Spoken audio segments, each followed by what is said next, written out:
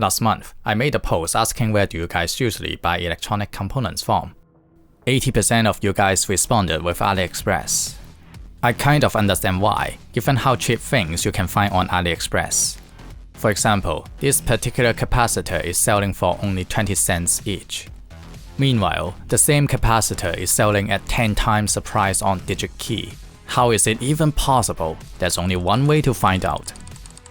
That is, to hit the buy button.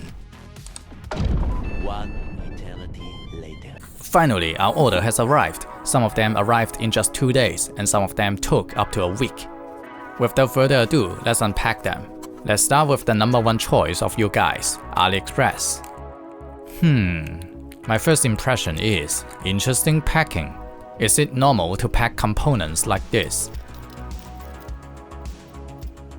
At least we get what we need. By the way, this video is sponsored by my own wallet. That's why it's now totally empty. To recharge it, press the 2 buttons below. Next, we have LCSC electronics. The packing looks super fancy. Where's my capacitors? Okay, found it. It comes with a humidity indicator. Up to this point, LCSC has a way better packing than Aliexpress. After that, we have a legendary supplier, DigiKey. DigiKey is from America, and of course, the packing looks even more premium than LCSC. It also comes with a humidity indicator, but it has a lower resolution than the one from LCSC. Finally, Mouser, another American supplier. I also ordered a bunch of other components from it, that's why there are so many tiny bags. Let's find the capacitors that we want. Okay, it's over here.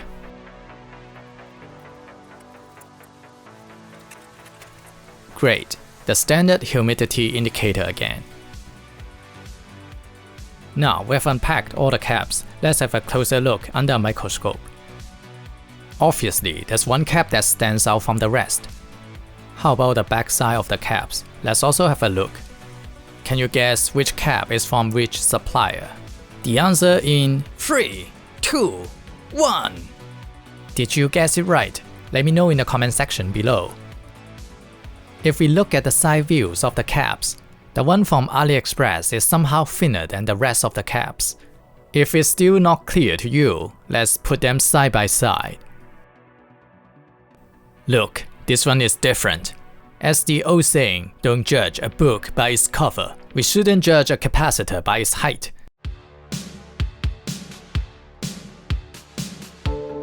That's why we should do some actual measurements on the capacitors. We want to measure the 2 characteristics that define a good cap, capacitance and ESR. Let's start with Aliexpress. I can simply cut out the boring part of me measuring thousands of caps, but I'm just an amateur, I make a lot of mistakes. So I think it's better to keep it transparent and show my whole measurement process so that you guys can point out the mistakes that I make. While we are measuring, let's have a look at the official Panasonic datasheet together. On the datasheet, you can find this figure explaining the markings on the caps. There are 3 regions, the capacitance, the voltage, and the lot number. If we look at the pictures of capacitors that we took earlier, we can easily identify the markings. The capacitance is 470, voltage is 2.5, and the lot number that I have no idea how to read. I found this online, so maybe the D stands for December. Anyhow, we have finished measuring the capacitance. The average value is 540 and the standard deviation is 18. Next, we will also measure the ESR values of the caps. First, we need to zero out the ESR introduced by the cables. ESR is a very important indicator on how good the caps are. We want to have a number as low as possible. Based on the specification of this cap, the ESR is supposed to be 7 milliohm. So far, Aliexpress is not doing very well on the ESR measurement. According to this article, the higher the ESR, the more power loss it causes, which in turn reduces the efficiency of the capacitor. It's crazy to see that some caps from Aliexpress have an ESR as high as 60. Finally, we have 28.7 as the average ESR with a standard duration of 13.2. This value is 4 times higher than the number specified on the datasheet, which is not good. scammed. Let's move on to our next supplier, LCSC. I hope it's not another scam. Before making this video, I've never heard of this name. It seems they have quite a huge collection of components. It's surprising to see that they are seemingly legit, but their price is as cheap as Aliexpress. Did I just find a gold mine? Or is it just another throwing money into a dumpster fire? Well, let's have a look at the background of LCSC together. I tried to find the origin of LCSC, but it doesn't mention anything about it on their website. When I scroll all the way down, I see this link in Chinese. So I click it, and it brings me to this website. Ian, Government, China. Am I in trouble now? I hope I won't get kidnapped by some mysterious organization. Jokes aside, the caps from LCSC appear to be of very high quality. The ESR values are quite close to the numbers specified on the datasheet, which is 7, except a few samples. So I went back and double-checked the ESR values for some of the caps. This time, I get a way more consistent result. After this, I wonder if the measurement for the caps from Aliexpress were wrong. Maybe Aliexpress is not that bad after all. I unpack the Aliexpress caps that I'm planning to throw away and give it a second chance. Okay, Aliexpress, take 2.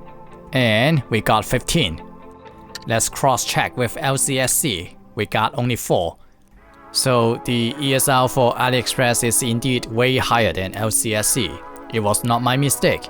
You guys all see it on the screen. In terms of the ESR values, LCSC is definitely the winner. Next, we have a supplier from the country of freedom, DigiKey. I actually ran into some trouble when ordering from DigiKey. On 7th of May, I placed an order from DigiKey using my credit card. The next day, I received this suspicious email saying that my payment was unsuccessful. We are sorry to inform you that your order has been declined due to credit card authorization. It looks so much like a scam that I need to double check who is sending the email to make sure I'm not being scammed. After confirming the email was indeed from DigiKey, I called my bank and asked about it. They told me they blocked the transaction, as DigiKey had been associated with a lot of fraudulent activity. Seriously? What have you guys done to DigiKey? Why does my bank think Aliexpress and LCSC are safer? In the end, I told my bank to approve the transaction, and DigiKey shipped out my order later on that day. 2 days later, on 10th of May, I received my caps.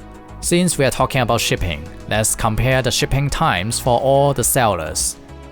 I placed an order on Aliexpress on 5th of April, and I received the caps on 12th of April. In total, it takes 7 days to arrive. For LCSC, I ordered the caps on 3rd of April, and it arrives 9 days later on 12th. So DigiKey has the fastest delivery time, if you don't count the payment issue. And DigiKey offers the highest quality caps. Both the capacitance and ESR are very close to the values specified on the datasheet. Finally, Mouser, another American supplier.